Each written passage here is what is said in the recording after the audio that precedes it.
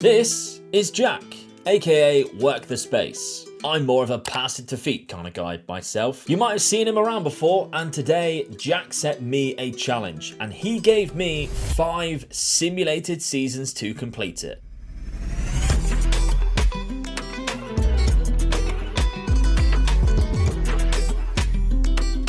Hello Jack, how are you mate? I'm good, thank you. Thank you for inviting me on. I'm looking forward to setting you a task which I don't think you'll be able to do. Well, that's the thing. It was a tricky one. What was the challenge that you set me to do, and what time limit did you give me? So 5 seasons. I want you to win the Premier League, which sounds ever so simple, but you must get more red cards than any other team in the league season. So percentage-wise, Jack, how achievable would you say this is out of 100%? I mean, to be honest, I've never tried to get red cards in Football Manager, so I have no idea how easy or hard this is going to be. I don't imagine it's ever happened in real life, or anyone would ever achieve these two things simultaneously intentionally. I'd say 50-50. I've left it very open-ended, like any team, so I imagine, knowing you've come up with some weird and wacky scenario where you've bribed all the refs into sending off all your players or something that I've not considered. If you were to attempt this, Jack, what would be like your specific game plan? I think I would take over like a Liverpool or a Man City and then just hunt out players who are like really aggressive and really dirty. I'm thinking kind of Vidal style players. Like have a few, superstars in there. You kind of try not to get sent off. Maybe spam ball winning midfielders. But you still need to win games, right? That's kind of the challenge with this is, I imagine there is a way where you could intentionally get loads of bookings and get sendings off. But the fact you've got to win, I think, makes this a lot more difficult than I think it is when I said it. To the point where I'm not convinced that you could have done it, the more I think about it. Before we get going then, Jack, I'd like to see if you can set the audience a like target. Random number off the top of your head, what would you like them to hit? Let's say, I'll go big here, 543. Wow. Right. No more though. No more than that. Yeah, if you go above, I was about to say start disliking to balance out. That's not how it's not like Reddit, is it, where you can balance out the upvotes? Yeah. Don't dislike the video, just like it twice. Yeah, exactly. Okay, so season number 1, Jack. A brief overview. I started off this challenge with Manchester United. They are my team that I support, so I thought it would be quite fitting to try and do it with them. And also, I don't think it's the easiest team to do this with, to be honest. No, I would have gone with like a Liverpool or a City, so I respect it. So I began creating a highly aggressive tactic, setting individual instructions to tackle harder for every position, and even training every individual the player trait for diving into tackles. No new signings, unfortunately. Let's see how we get on.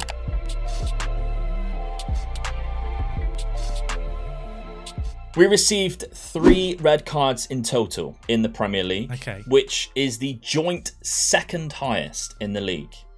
We did also, however, come second behind Liverpool in the league. They won the Premier League. But interestingly, we had the 4th highest amount of yellow cards, and Scott McTominay got 18 yellows by himself, which was the highest in the league. Wow. Yeah. So he was my ball-winning midfielder. Quite a good attempt for season number 1.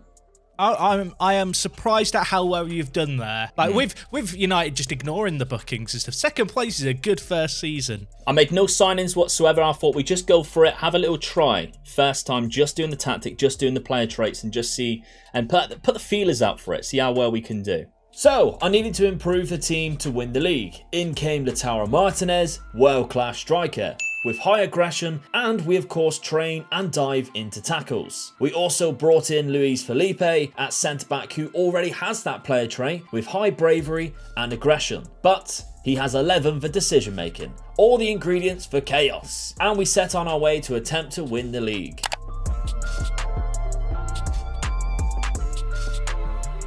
I'm really hoping you don't do this right away and this thinking changes over time. I'm intrigued to see like where this goes now. I'm invested. Good. Right, okay. So end of season 2, we completely dominated the league. Okay, we won the league by 24 points and winning 34 of those 38 games. You can't have got many red cards though if you've done that well, surely. Well, we got 5 red cards this season. Oh my word. Which would have been the highest last season, easily, by 1. It was the 4 was the highest. However, this season, Crystal Palace were shown 6 red cards and denied us of completing this challenge. That's insane. I thought 5 so would be annoyed. done. I thought you'd done it there. I'll level Yeah. with you. Kuyate alone got 4 red cards. 4 for one player. If you don't sign him for next season, I feel like you've missed a trick here.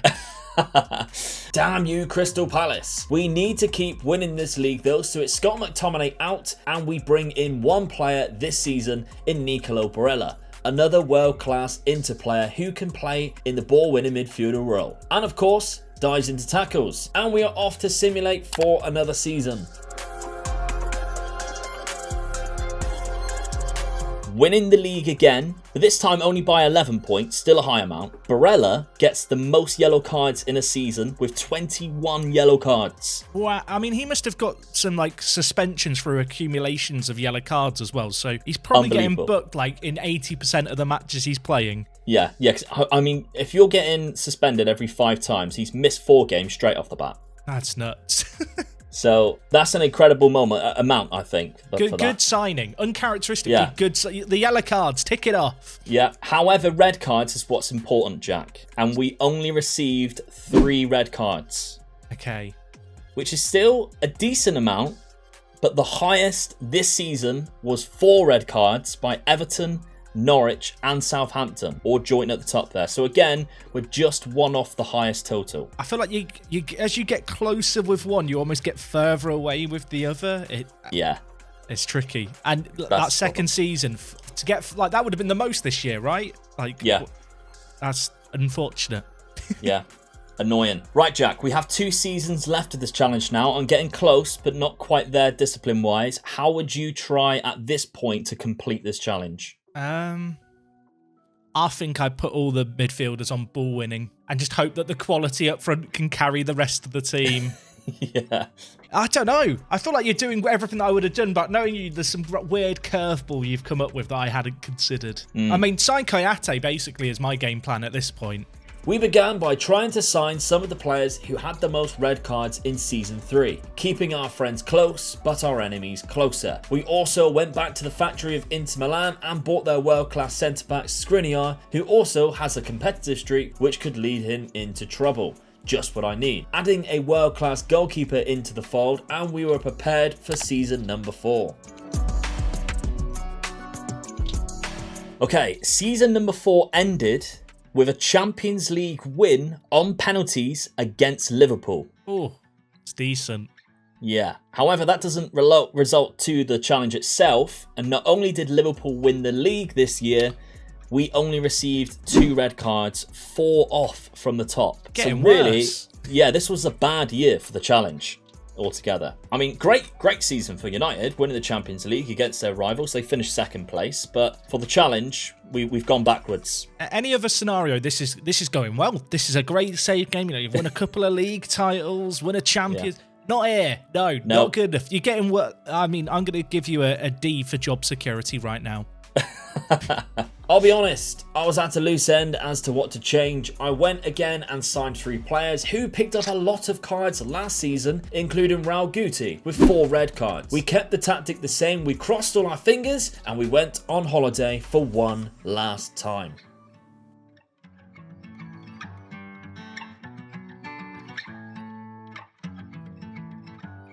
The end of season number 5, it ended again with a Champions League final against Liverpool again, but this time we lost the final. Ooh.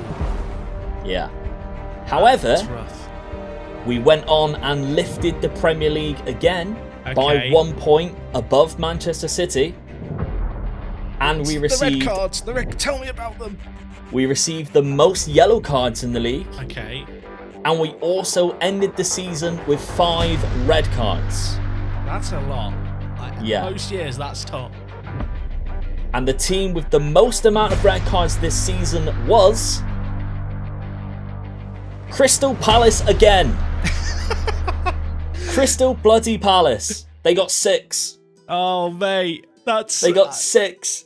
It was like the stars just didn't quite align every season. Just, you know, the goalposts moved. It was. They beat us by 1 red card again to almost what would have been a perfect ending to this little challenge. Oh, I don't know how to... I really wanted you to do it after the first... I thought, have I made it too easy after season 2? But... Yeah. Oh, So do you reckon you'd be able to do it in another? Do you feel like it was a matter of time? Is there stuff that since you've done it, you've thought about? I think again, it comes down to a bit of luck. Yeah. Like you mentioned there, the stars didn't quite align. One season we were ever so close. The next season, we tweaked something and we got like a high amount of yellow cards. We brought in the right players to be a better team and win competitions. But every time it seems like whoever I managed to pluck away from other clubs, they found other players who would ultimately get themselves sent off and ruin this challenge for me. What are your thoughts, Jack, on this one? I mean, I did wonder if you might look at players who argue with officials. But then how many times do you see a player get sent off for dissent in Football Manager? Not that often. Honestly, I feel like the only thing I maybe would have experimented with is just having like a bit more of a mad tactic, I suppose. It was just, more ball-winning midfielders. And obviously I know you had like tackle harder and stuff on players. And maybe you could have played a higher line to try and entice like professional fouls more. I don't know. I feel like you've given it a pretty good go there. I honestly thought like 5 red cards would be enough. Like, it's not often a team gets 6 red cards in a season. Anyway, I was gutted. And as a human player as well, I feel like if you get 3 sendings off in a season, that feels like a lot, like normally. Now, obviously, you're playing it very differently. So it's interesting you were able to get more red cards, more yellow cards, more fouls out of your team. You have to wonder with like how dominant you were and how good the team is, I suppose. Does that hinder your players' ability to commit bad fouls? You might have the ball more and scoring more. Yeah, if they're just dominating teams 4-5-0, they're less likely to be rash in a challenge, aren't they? And risk stuff like that. Yeah. I mean, I feel like you've given it a mighty good go, and I don't think there's any... I'm sure the comment section is going to be filled with people having these, like, galaxy brain ideas, but off the top of my head, you've kind of done everything that I would have done when I was thinking about setting a challenge, and I came up with this one. I feel like I just want to issue, like, commiserations, really. But a second place award. Can't win them all, Well, anyway, Jack, thank you very much for coming on, mate. If the audience don't know who you are, which I very much doubt they would, but how would they find you, mate? If you just search WorkTheSpace, we're on YouTube, Twitch, Twitter. I've got a Let's Play going on at the moment with Nottingham Forest, which is going very well. And yeah, I stream pretty much every weekday, so you can find me at any of those places. Well, thank you very much, Jack. I'm sorry I couldn't win this challenge for you, mate. It's okay. I'm used to disappointment in my life, but this just adds to it all. No, take care, mate. And thank you very much for having me on. I hope people have enjoyed it. Thank you, mate. Well, there we have it, viewers. Another challenge was set, and unfortunately, even though yet again we came so close to completing it, another challenge was failed. But massive thank you to Jack once again for coming on. Who do you want to see on the next one, viewers? Let me know down in the comments. Thank you very much for watching. Please leave your thumbs ups. Please subscribe to the channel, and I'll see you very soon for another one. Bye-bye.